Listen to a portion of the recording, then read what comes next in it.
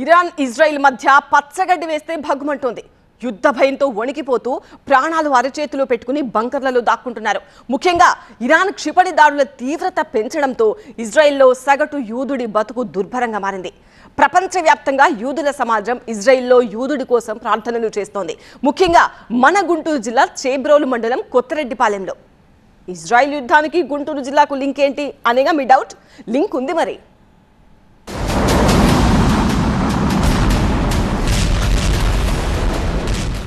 యుద్ధం మనుషుల్ని మట్టుబెట్టినా మనసుల్ని కలుపుతుంది, దూరాల్ని దగ్గర చేస్తుంది. ఎక్కడ ఇజ్రాయెల్, ఎక్కడ ఆంధ్రప్రదేశ్లోని కుగ్రామం కొత్తరెడ్డిపాలెం. అక్కడ ఫిరంగులు మోగుతుంటే ఇక్కడ గుండెలు ద్రవిస్తున్నాయి. మరణం అనేది జరగకుండా కాపాడి పరిణించండి అనుకున్న అతనికి యుద్ధాన్ని ఆపండి, శాంతి సమాధానం జరిచేది. 100 ఏళ్ల కిందట వలస వచ్చారు. తరాలు మారినా తమ మూలాలు మర్చిపోలేదు. మళ్లీ ఎప్పటికైనా సొంత దేశానికి తిరిగి వెళ్తామన్న వీళ్ల ఆశలు అడుగంటిపోతున్నాయి. ఇజ్రాయెల్ మూలాలున్న యూదులు తమ దేశంలో ప్రస్తుత పరిస్థితిని తలుచుకుని తల్లడిల్లిపోతున్నారు. ఏపీ మొత్తంలో 125 యూదు కుటుంబాలుంటే ఒక్క కొత్తరెడ్డిపాలెంలోనే 40 కుటుంబాలున్నాయి. ఇరాన్ ఇజ్రాయెల్ యుద్ధం నేపథ్యంలో ఇక్కడి యూదుల్లో ఆందోళన మొదలైంది. ప్రపంచంలో హిబ్రూ భాష యూదులు మాట్లాడతారు. ఇక్కడ కూడా వారంతా కూడా హిబ్రూ భాషలో కూడా మాట్లాడగలుగుతున్నారు. వాళ్ళ ఇప్పటికీ కూడా మనం చూసినట్లయితే వాళ్ళ మత గ్రంథాలు కూడా ఉన్నాయి. ప్రస్తుతం మనం ఇక్కడ కొత్తరెడ్డిపాలెంలో ఉన్న ఏదైతే బెనీ యాకోబ్ సింగోగ్ సంబంధించిన ఒక ప్రార్థనా మందిరం, ఇది 1909లో ఏర్పాటు చేసినట్లు కూడా ఇక్కడ మనకు బోర్డు ద్వారా తెలుస్తుంది. దేవుడు ప్రణాళిక చొప్పున పెట్టిన యుద్ధంగా భావిస్తున్నాము.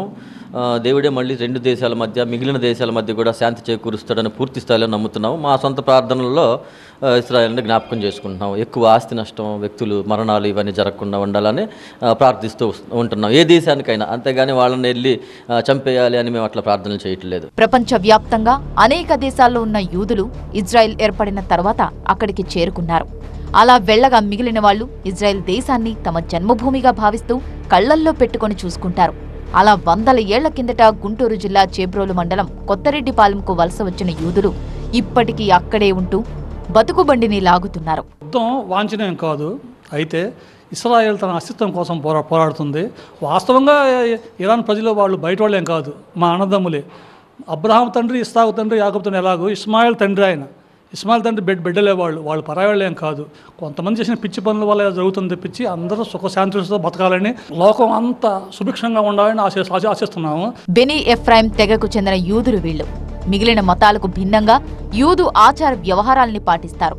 కొత్తరెడ్డిపాలెంలో వీళ్లకంటూ ఒక ప్రత్యేక ప్రార్థన మందిరం ఉంది. హిబ్రూ భాషలో ఉన్న మత గ్రంథాలు చదువుతారు.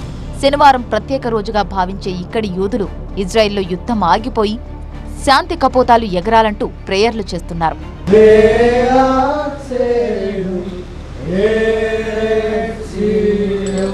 Jerusalem.